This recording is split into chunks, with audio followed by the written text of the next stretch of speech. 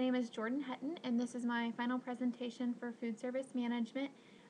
For this interview, I chose to speak with Stacy Waldrop, the pastry sous chef at Vinnie Patisserie here in Chicago, Illinois. I currently work at Vinnie as a part-time pastry cook, so Stacy is actually my supervisor and has been since I began my internship at Vinnie last May. I began there part-time last May and then moved to full-time intern in July through December, and then returned to school in January where I started my part-time schedule at Vinnie. I will be going back there full-time as of graduation in June. I chose Stacy out of respect for both his management style and our friendship that has developed over the past few months of me and working there. I kind of knew how Stacy felt in regard to some of the topics about this project, but others were things that we hadn't ever really discussed. So I allowed our interview to kind of flow naturally the way our daily conversations do. I used my prepared questions as kind of an outline and a guide to make sure that I was covering all the required topics, but I allowed his feelings to kind of tell their own story rather than everything being extremely formal. We began by talking about how Stacy became interested in pastry. He had spent many years out of high school working in the textile marketing world, where he got his degree at the University of Illinois and then worked corporate for textile marketing at places like Macy's for many years. He was actually laid off from that corporate job in 2008, and after many months of unsuccessful job searching, he decided that it was time for a change. He enrolled at the French Pastry School here in Chicago, where he met and connected with the 2008 World Pastry Champion Dimitri Fayard. Dimitri and his wife Kelly were the owners of Vinnie Patisserie and founded it 9 years ago. They sold the company actually last November, but Dimitri is still very involved in what goes on there. So Stacy's connection with Dimitri is kind of what led him to Vinnie. He began as an intern there in 2010, and there he worked side by side with Leslie Shaw, who is now currently the executive pastry chef at Vinnie. In 2010, during the fall timeframe, he was offered a full-time position and has worked his way up to management from there. In his early days, he was responsible for things like bars and tart production, but he also worked on things like petit four orders and such as well.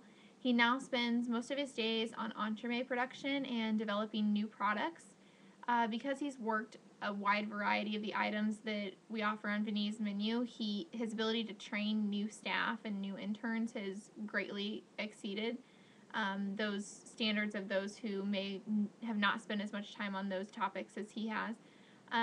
Vinnie receives a lot of their additional help from student interns from schools like the French Pastry School, Kendall College, and the Culinary Institute. When it comes to finding these interns, Stacy said that the majority of students seek these internships on their own and kind of request the opportunity to be part of that. So once intern candidates submit their resumes, we often check their references. Intern candidates are then asked to work 2 or 3 trial shifts so that Stacy and Leslie can analyze how quickly they're going to catch on to new ideas, new concepts, how well they take to instructions, and how comfortable they are working both in Vinnie's kitchen and within the team that's very tight-knit there. So we do that for many reasons. It kind of allows them to feel as though they get to prove themselves more so than just paper can in the form of a resume. Stacy told me that he thinks the attitude and personality and passion speak a lot louder than resume entries, and I couldn't agree more. Finding interested candidates for both intern and full-time staff positions is easy, but making sure that you're getting good candidates who are dedicated and really want to excel and further themselves within the company is another challenge in itself. Vinnie's a really small operation. There are 5 full-time staff members there, so they don't have a distinguished human resources department. Stacy told me that he doesn't really feel as though it's necessary in a small shop like ours, but absolutely for a large company. He did mention something that I thought was very noteworthy, that you never want your executive chef to spend too much time dealing with human relation issues and lose sight of the kitchen's needs. So within a small operation, it's somewhat easier to kind of do both, whereas in a larger corporation, it's going to be a lot harder to oversee all of those things. Vinny's Kitchen is not one that is known for chefs with tempers or loud voices or yelling or anything like that. It's a very relaxed and relatively calm environment. They really do stress that they want to get to know their employees and their interns and everything on a personal level, and they want them to be happy with their workplace. They don't want someone to come in and feel as though they're walking on pins and needles the whole time they're there. They want you to be relaxed and do your job well so that you're happy coming day after day. While for the most part their atmosphere, is very laid back. We talk about everything from our families to our weekend plans to our favorite TV shows, things like that. Communication is still sometimes a struggle because the group is so small. All of our opinions are very much valued, so we're definitely encouraged to speak our minds as far as new ideas, how we feel about certain products, whether we think they need tweaking or whether they're good to go, that kind of thing. We all taste new products and discuss them together as a group. Communication is definitely a problem at Vinny, Stacy told me, and it's a challenge that he feels like he's constantly working on. He also said that it's an environment where sometimes actions speak louder than words. So when it comes to menu development and that type of thing, the beauty of being in a small environment is that you may have an idea that's hard to communicate in words, but like I said, we're all encouraged to experiment on our own. So if you can execute that idea and let the taste of a product speak for itself, it's sometimes really hard to resist that once you've shown the actual execution of it. Some of the communication problems lead to stresses outside of work, that's for sure. Stacy actually attends counseling 3 times a week, not just because of work matters, but obviously work matters do come up in a therapy situation like that.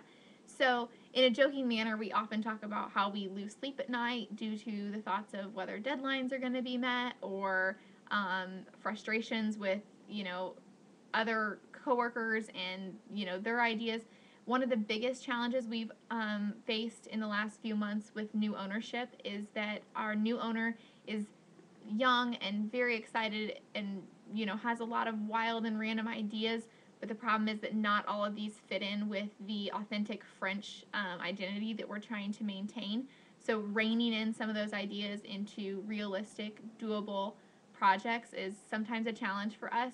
The question there is, how do you tell your boss that she needs to kind of tone it down, and these ideas can sometimes be overwhelming, or that sometimes her ideas she feels are very important and need to happen right away, where there are sometimes other things like large wholesale accounts and development of new menus that need to hit the market in the next week that should be a top priority, but these smaller, not so, traditional things that we shouldn't necessarily put to the top of the list sometimes bump those that should be there.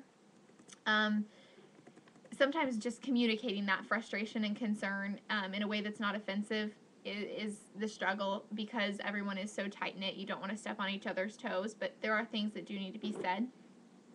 Being that I know Stacy on a personal level, I feel as though his leadership qualities are unlike anyone else I've ever worked for. He tends to play devil's advocate quite a bit, which can be frustrating at times, but it also allows us to see the bottom line and see, what the possibilities are. Even if they're negative, we need to know kind of what we're up against rather than always getting on this high of, oh, it's gonna be great, and then not necessarily seeing, the downfalls to certain concepts. He also uses his humor and his own doings kind of as examples when training. He told me he tries not to ask others to do what he's not willing to do himself, and I couldn't agree more with that statement when it comes to Stacy. He, more than any boss that I've ever worked for, he will do the dirty work, he will do the high-end stuff, he will put in late hours. If you're sticking around because there's work to be done, you better believe he's going to be there too. He's not one to leave you while you're in the weeds, so that's something that I do admire. He also told me that his personal philosophy, though it may be slightly different than Vinny's mission, is that happy employees are the best employees, and that not everybody's motivated the same way. So he said that one of the challenges he faces is finding what works best for each employee and getting to know them on a personal level, so that once he establishes and maintains that bond, that he has learned that employees are then more devoted and driven to what they're doing. As for his role in management, he says that he loves what he does, but that doesn't always mean that every day at work is enjoyable. He said one of the biggest challenges is that ultimately the success of the entire team is his responsibility, and that he has to find a way to be in control without controlling everything. So that control factor, he said, becomes easier to let go of when you know that you've trained your staff to the highest standards, and once you can realize that they care as much about their job and the establishment itself as you do, it's easier to kind of part with that control and let other people take reign on things. As far as the joys of management, he says that he loves to share his knowledge with people who are eager to learn. And one of the most rewarding things for him is to develop a product from start to finish, go from an idea in his head to execution on paper to actually seeing the recipes through, and then the gratification of customers who truly do love what he's produced. Stacy is still relatively new to the pastry world. Like I mentioned before, he just graduated at the French pastry school in 2009. So this is still something that's new to him, but he said it's crazy to look back at where he started, and that he finds a sense of happiness in knowing that young people like myself and many of my classmates that I've talked to him about are so passionate and driven and determined to succeed in something like this. And he said, it's the creativity that fuels us, and he can only imagine where, not only himself, but those of us who are also in school right now are going to, carry ourselves through our careers and the things that we're going to accomplish. And he said if there's one thing that he's learned, it's that it's never too late to start a new path to something you love. So let the creativity, drive you, is kind of what he said. And I really admire, Stacy from start to finish, and everything that in all of my interactions with him.